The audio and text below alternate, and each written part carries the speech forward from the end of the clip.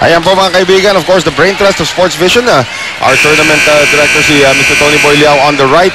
Si Cesar Malapitan nandun. Saka si, binanggit na lang si Cesar. Saka si Ricky Palou, of course. In attendance at all times. And it must be very hard for Ricky Palou to see two of his, divided na yung mga girls niya. Well, dito po tayo simula ng ating second set. Ruby De Leon. Nakagawa agad para sa Smart. And again, I will mention that's the first time that Smart has dropped a set in 3 matches. Dito, na-straight sets nila FU, na-straight sets nila yung PNP. Ruby, again. Si Ruby yan yung mga hybrid setter na ang daming talents na pwedeng gawin eh. In fact, she's the reigning finals MVP. All around tong si Ruby. And also very lethal serve. Right, almost getting that one there. Pero Kainglet will give up the sky ball. Soltones, Ruby, combination, Banatigla, handang-handa si Maureen penetrante o ano. And Maru with the reception. Quick set, Roses, kinalbot na lamang yung bola. It worked for them. Still a point here for Smart Maynilad. So 3-1 para sa Smart Maynilad. Charo Soriano, former captain of Ateneo, former head coach of Ateneo as well. Gave Ateneo their first championship dito sa Shakey's V-League actually as a head coach. As Morada, nakita yung nakita niyo. Lumampas yung kanyang tira. Ito ngayon si Charo once again. Another good serve there coming from Charo. Morada, walang atake na maibigay itong Meralco. Puro free ball. Nika Guliman, net violation.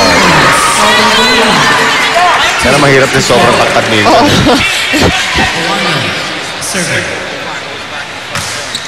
If you're just joining us, Meralco parading a new Chinese import, si Coco Wang. 6'3". Phil Kainglet. Intis, pero check ball. Gulat ni Guliman. Ha? Na may check pa pala. But, you know, Phil talaga woke up at the right side of the bed. Yes. Consistently hanggang ngayong second set. Delivering the points. And penetrante. Sue Roses. Nice block by Kainglet. So, itong si Phil pinapakita naman sa atake. I can block as well. Pero kanina no first set, sa kanya pinapadaan lahat ng atake ha. So ngayon sabi ni Phil, aba, kaya ko rin naman manupalpal ha.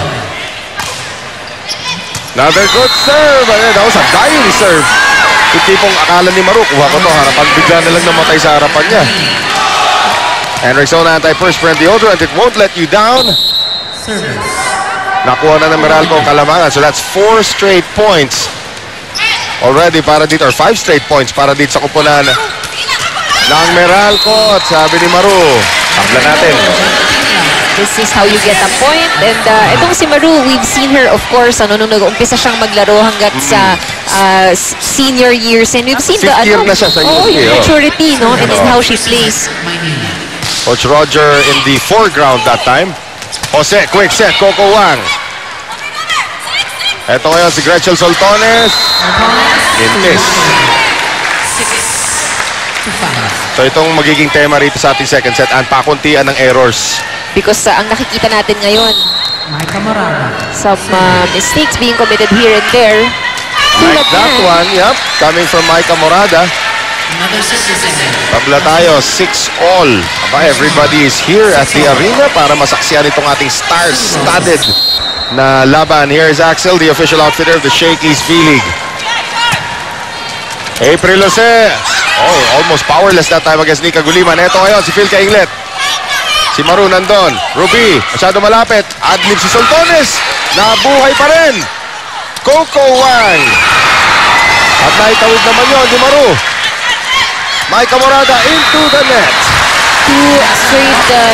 Two consecutive errors rather. Para dito kay Morada.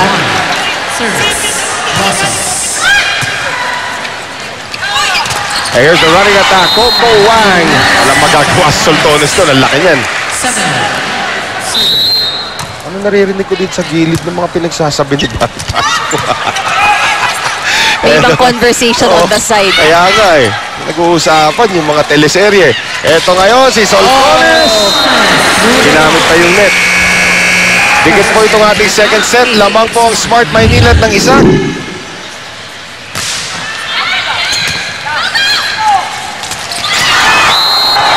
With a quick attack. 8-4.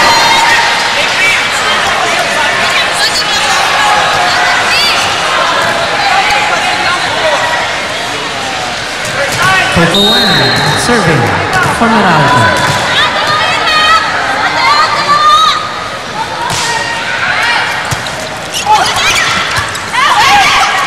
Ruby De Leon against Penetrante. Not a good idea. Gretchen Soltones. And there is a whistle at the net. Yes, Penetrante matatawagan ng net violation. Gretchen Soltones once again. Ito na yung kanyang jump serve. Kabang! Dug up there by Morada. Jose, quick set to Penetrante. Kept alive by Melissa Gohing. And a free ball from Sue Roses. April Jose, quick set to Penetrante once again. That time blocked by Charo Soriano. Paneng Mercado. Soltones keeping it alive. Eto ngayon si Banatikla. Tinulak na lamang. Binuhay ni Jen Reyes. Eto si Charo. Andyan na naman si Jen Reyes.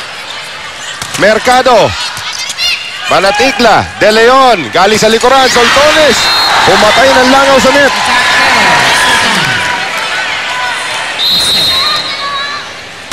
Jose. Gohing. De Leon. Running attack. Charo Soriano. Buhay na buhay pa rin. Yung patented move ni Charo Soriano, naglalaro pa siya sa atin ngayon. Yung kanyang running attack. Hinabol yun ni Phil Kainglet. Free ball coming up from Paneng Mercado. Again, another sky ball given up. Tatama na yung scoreboard niya. Nagamami. Running attack. Sue Roses. Binuhay ni Morada. And April Rosel, lapit niya sa net. Nako, hindi na nakitawid. Nagbanggaan pa sila ni Jen Reyes eh. So now, De Leon. Kainglet. Jose. Mercado. Eto ngayon si De Leon. Back set ngayon for Sue Roses. Kept alive. Jen Reyes will give up the free ball. It's a short one. Combination. Banatikla. Nice block by Morada. Back set. Roses. Reyes. Eto na naman yung mga long rally natin. Makaila. Irish. Morada. Hindi pa rin nagawa. At tinawid na lang ni Roses. Jose. Penetrante. Setting violation against April Jose. Now, these errors really causing Meralco. Hindi naman nalalayo ang score ng Smart. Pero kanina kita naman natin how Meralco was in full control. Baka diesel lang din itong Smart. Well, titignan natin yun. Pero if Meralco had not committed those errors, at balik ang error dito naman kay Ruby De Leon, had not committed those errors, baka sila pa yung may kalamangan ngayon. So, Paneng Mercado now to serve. Mikasa is the official ball of the Shakey's V-League. Of course, gained prominence dito sa liga natin kasi nung nalaman ng tao, anak siya ni Lydia De Vega. Aba, sinasabi nila, magaling na atleta to and she has proven that through the years. De Leon, combination. Maruba na Tikla, another great block coming from Morada. Back set ngayon, Sue Roses ni Losot kay Kainglet. Dati magkakampi rin yan sa Ateneo. Nag-guest player si Suzanne Roses doon. Kaya alam nila ang laro ng bawat isa. So ito mga maliliit na lang na adjustments ang kailangan gawin na magkabilang kupunan since magkakilala na sila. Soriano, Mercado, Jose, Morada nahanap ang linya at nanghina si Charo doon. Right now, itong si Morada, really bringing in the points. Slow-mo natin, and brought to us by Rexona Anti-Perspirant Deodorant. So, kita mo naman yung tirang yun. It won't let you down. Just like that shot. And Morada won't let him down. And just like Andre Mulla, mamaya, pag kumain na tayo ng dinner. Ito ngayon ang back set para kay Maruba na Tikla. Nice reflex action, but no third ball coming. Coco Wang tried to keep it alive. Right now, maganda rin ang rotation ng Smart Maynila.